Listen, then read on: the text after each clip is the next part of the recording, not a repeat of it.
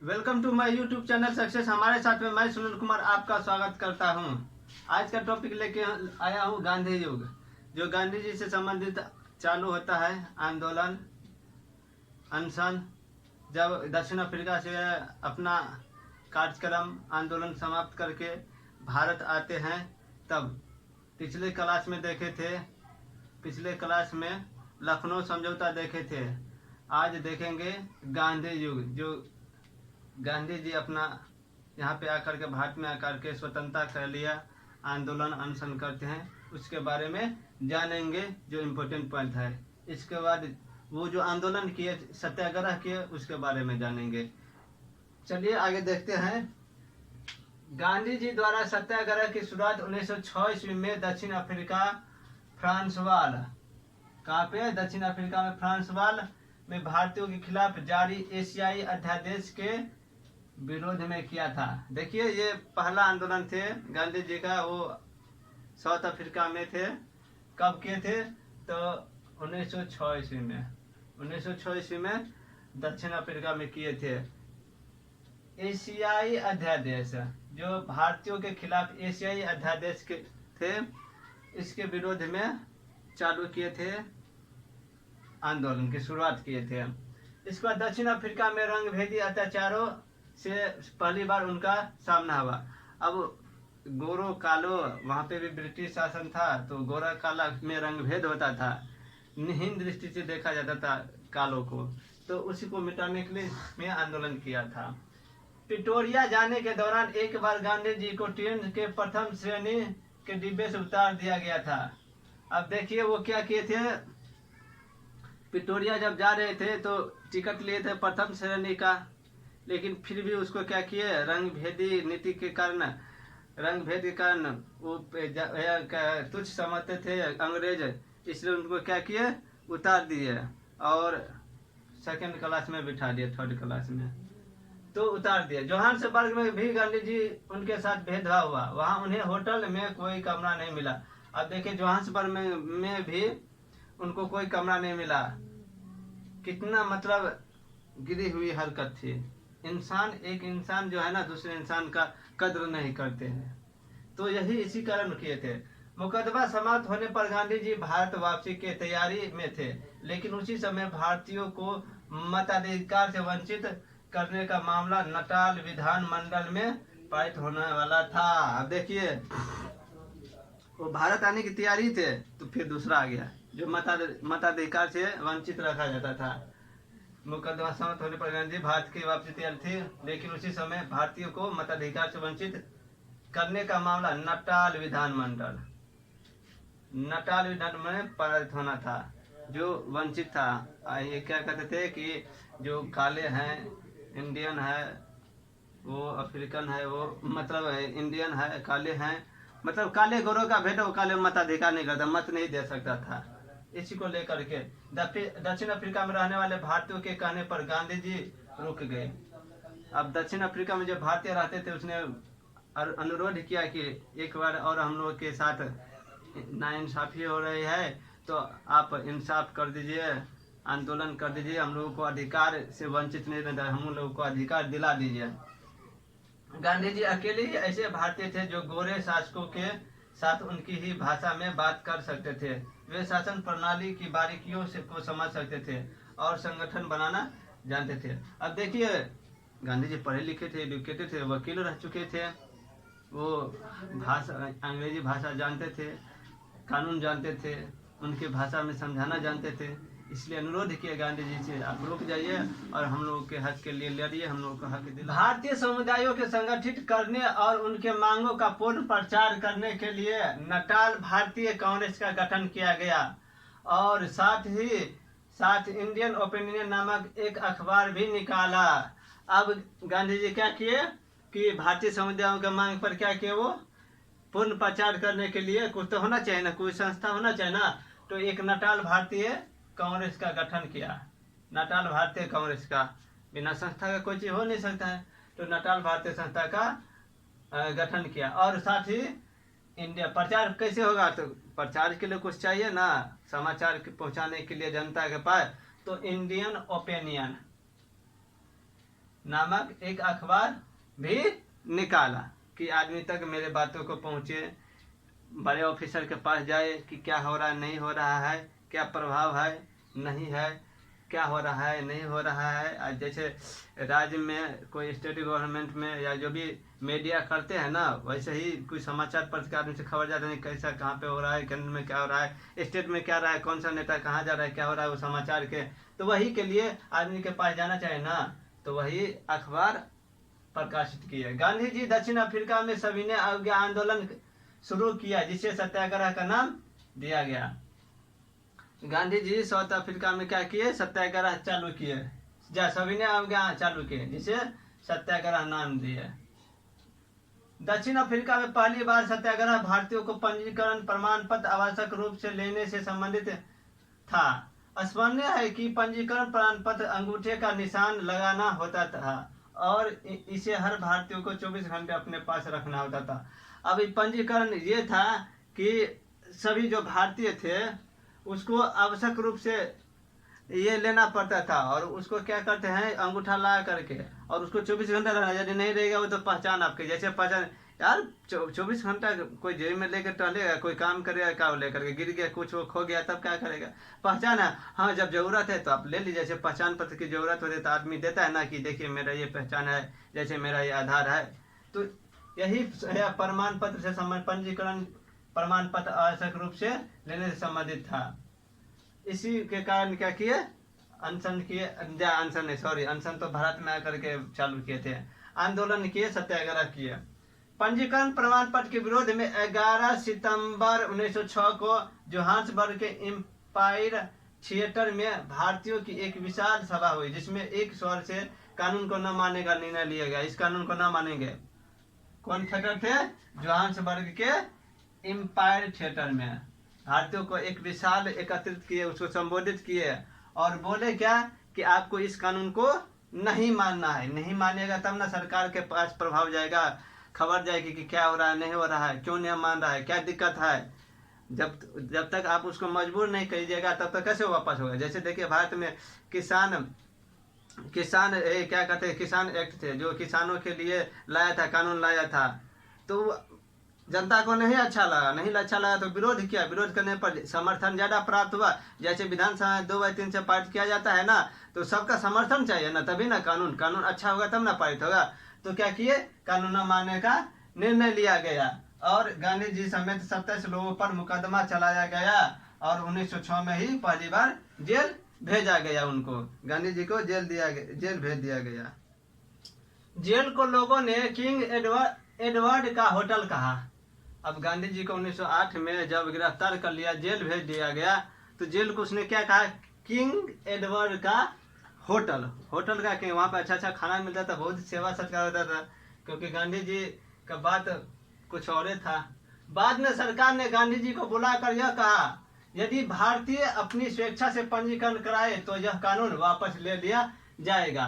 अब ये बोला गया, गांधी जी को बुलाया सहमति के लिए, सहमति होगा, साइन करेंगे ना, सहमति बिताएगा ना, जैसे दोनों का समझौता होगा ना, तो समझौता के लिए बुलाया कि यदि भारतीय अपने मन से, अपने सर्वसम्मति से पंजीकरण कराता है तो उसको क्या कर जबरदस्ती नहीं किया जाएगा, वापस ले लिया जाएगा कानून।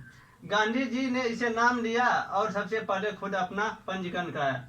गांधी जी ने इसे मान लिया, बोला कि ठीक है, सब मान लेते हैं, लोग अपने से पंजीकरण कराएगा, आपको ये कानून की जरूरत नहीं पड़ेगा, जबरदस्ती करने की जरूरत नहीं पड़ेगा। अंग्रेजों ने प्रवासी भारतीयों के प्रवेश पर रोकने पर भी कानून बनाया। इसके विरोध में भी गांधी जी ने 1908 में जेल गए थे। अब 1908 में भी गांधी जी ने जेल गया था।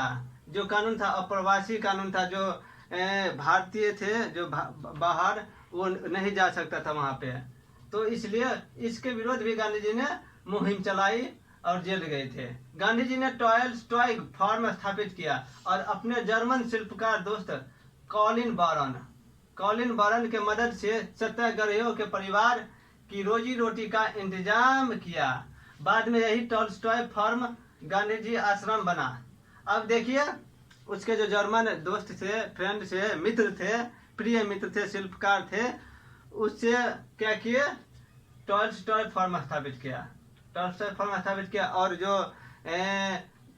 सत्याग्रही हो उस सत्याग्रहियों के लिए खाना भोजन राशन पानी चाहिए ना, फ्री में थोड़े सत्याग्रही करेंगे आंदोलन करेंगे।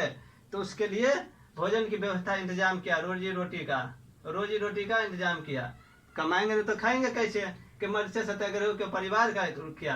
बाद में यही टॉलस्टॉय फॉर्म गांधी जी आश्रम बन गया। यही टॉलस्टॉय फॉर्म बाद में जाकर के गांधी आश्रम बन गए। टॉलस्टॉय फॉर्म बनाने के लिए भारत से जमशेद जी टाटा ने 25,000 रुपये दिए थे। इसके लिए क्या किए थे, टाटा समूह के जो चेयरमैन थे उसने 25,000 रुपये दिए थे। इसके अलावा कांग्रेस, हैदराबाद के निजाम मुस्लिम लीग ने मदद की। अब के मुस्लिम लीग भी मदद की, हैदराबाद के निजाम से मुस्लिम लीग ने भी मदद की। 1913 में कस्तूरबा गांधी समेत 16 सत्याग्रही समेत गिरफ्तार कर जेल भेज दिए गए। अब क्या हुआ, 1913 में कस्तूरबा गांधी समेत 16 सत्याग्रही समेत गिरफ्तार कर लिए गए और जेल भेज दिए गए।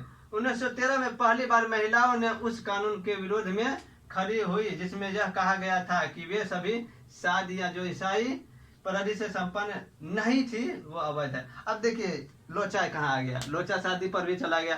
भाई यहाँ पे भारतीय है, भारतीय रीति रिवाज है, यहाँ का ना रीति रिवाज पालन करेंगे। आप कितना कीजिएगा तो थोड़े हो जाएगा। अब जबरदस्ती बोलेगा तो सब थोड़े ऐसा कर सकता है। तो क्या किया, बोला था कि जो ईसाई रीति रिवाज से नहीं किया है, जो भारतीय रीति रिवाज से दूसरे रीति रिवाज से शादी किया है वो अवैध रहेंगे। इसके विरोध भी आंदोलन कर दिया। गोपाल कृष्ण गोखले ने भी उस समय दक्षिण अफ्रीका का भ्रमण किया। अब जिस समय में गांधी जी वहाँ पे सत्याग्रह कर रहे थे, आंदोलन चला रहे थे, उसी समय गोपाल कृष्ण गोखले भी साउथ अफ्रीका पहुँच गए। वहाँ भ्रमण किए, देखे क्या स्थिति नहीं है। तो वहाँ देख करके ही गोखले ने भारत का दौरा कर दक्षिण अफ्रीका में भारतीयों पर हो रहे अत्याचार के खिलाफ जनमत तैयार किया। अब जनमत तैयार किया, जो दक्षिण अफ्रीका में भारतीयों के खिलाफ जो आंदोलन चल रहा था, मतलब अंग्रेजों के खिलाफ भारतीयों द्वारा जो कानून था वो गलत फलत कानून बना दिए थे, उसी के विपरीत विरोध में ये भी जनमत तैयार किए। ये भी आंदोलन करने की, साथ देने की, गांधी जी को साथ देने की, मतलब साथे हुआ ना एक तरह जो भी करेंगे तो उसको मजबूती ही न प्रदान होगा। तो क्या किया, भारतीय हो अत्याचार का जनमत तैयार किया। लॉर्ड हार्डिंग ने भी दक्षिण अफ्रीका के सरकार की निंदा और अत्याचारों के आरोप की निष्पक्ष जांच कराने की अपील की। उस समय में भारत का जो गवर्नर था लॉर्ड हार्डिंग, वो भी ना निष्पक्ष जांच करने की, वो भी आलोचना किया कि नहीं वहाँ की सरकार गलत कर रहे हैं, इसकी निष्पक्ष जांच हो कि सही तरीका से जनता को सही मतलब क्या है मुआवजा मिले, सही कानून मिले, काम मिले, वहाँ पे रोजी रोटी मिले, वहाँ पे अत्याचार ना हो जनता से, ये भी मांग की। तो Lord Hardinge, Gandhi ji, Gokhale, CF Andrews से कई बार बात करने के बाद दक्षिण अफ्रीकी सरकार ने क्या किया कि निम्नलिखित मुख्य क्या किया मामले की मांग की कि हमको ये मामले चाहिए तभी हम ये मानेंगे। तो पहला था 3 पाउंड का कर। अब बोला कि नहीं हमको 3 पंजीकरण के बदले हमको 3 पाउंड का कर चाहिए और पंजीकरण प्रमाण पत्र से कानून खत्म किया जाए। जो पंजीकरण प्रमाण पत्र है उसको खत्म कर देंगे यदि 3 पाउंड हमको कर दिया जाएगा। तो भारतीय रीति रिवाज के करने से छूट दिए गए। अब जो वहाँ पे जो भारतीय रीति रिवाज जो शादी विवाह करते थे उसको छूट दिया गया। कोई जरूरी नहीं है कि आप ईसाई के थ्रू, ईसाई धर्म के थ्रू आप ईसाई के तरह शादी करेंगे। भारतीय अप्रवासियों के अन्य कठिनाइयों पर सहानुभूति पूर्वक विचार करने का आश्वासन दिया गया। अब क्या हुआ, भारतीय अप्रवासी है, जो भारतीय अप्रवासी वहाँ पे गए हैं भारतीय बाहर से, उस पर भी विचार करने का आश्वासन दिया कि हम भी सहानुभूति विचार करते हैं और उस पर बातचीत करेंगे, सोचने की कोशिश करेंगे, क्या उसका सुलझाने की कोशिश करेंगे। गांधी जी सत्य अहिंसा को सत्याग्रह प्राप्त करने का अपना आधार बनाया। अब वहाँ पे जो सत्य और अहिंसा की, वहाँ पे आंदोलन किया बिना अहिंसा का, ये आजमा लिए कि भाई नहीं इससे तो बहुत डरता है सरकार, इसमें बहुत मजबूती है, ये आजमा लिए और इसी तरह से आगे भी करते रहेंगे। अब देखिए नाम और उपनाम, सीमांत गांधी को खान अब्दुल गफर खान, खान अब्दुल खान को किस नाम से भी जाना जाता है, सीमांत गांधी के नाम से जाना जाता है, Khan Abdul Gruffudd Khan. American Gandhi Martin Luther को कहा जाता है अमेरिकन गांधी। श्रीलंका के गांधी आर्या राटे को कहा जाता है। आर्या राटे को श्रीलंका के गांधी कहा जाता है। आधुनिक गांधी किसे कहा जाता है? बाबा आमटे को। बाबा आमटे को आधुनिक गांधी कहा जाता है। अब बिहार के गांधी राजेंद्र प्रसाद को कहा जाता है। किसे कहा जाता है? बिहार के गांधी के नाम से जाना जाता है राजेंद्र प्रसाद बिहार के गांधी के नाम से जाना जाता है। मोतीलाल नेहरू ने गांधी जी के दांडी मार्च की तुलना रामचंद्र जी के लंका यात्रा से की थी। गांधी जी जो दांडी मार्च निकाला था, नमक कानून तोड़ा था, उसकी तुलना रामचंद्र जी के लंका यात्रा से कर दी। बाप रे। मेडलिन स्लेज गांधी जी के अनुयायी मीरा बहन का वास्तविक नाम था। अच्छा, मेडलिन स्लेज गांधी जी के जो अनुयायी थे मीरा बहन, उसका वास्तविक नाम था मेडलिन स्लेज। क्वेश्चन आता रहता है, आप लोग ध्यान पर रखिएगा कि मीरा बहन का वास्तविक नाम क्या था? तो मेडलिन स्लेज। गांधी जी ने अपनी आत्मकथा मूल रूप से गुजराती भाषा में लिखी थी। किस भाषा में लिखी थी? गुजराती भाषा में। भी क्वेश्चन आता रहता है। कब? 1927 ईस्वी में प्रकाशित की थी। और उन्होंने 1869-1921 के बीच की घटनाओं का लिखा है। कब कब की घटना को लिखा है? गुजराती भाषा में अपना जो आत्मकथा लिखी है वो 1869 से 1921 के बीच जो घटना हुई है उसके बारे में लिखा है।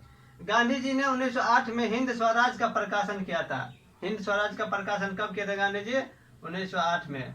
गोपाल कृष्ण गोखले इनके राजनीतिक गुरु थे। अच्छा, गांधी जी का राजनीतिक गुरु पूछते, बहुत बार पूछ चुका है, बहुत एग्जाम पूछता भी है। ये बहुत ज्यादा इंपॉर्टेंट है कि राजनीतिक गुरु कौन थे? गोपाल कृष्ण गोखले थे महात्मा गांधी के।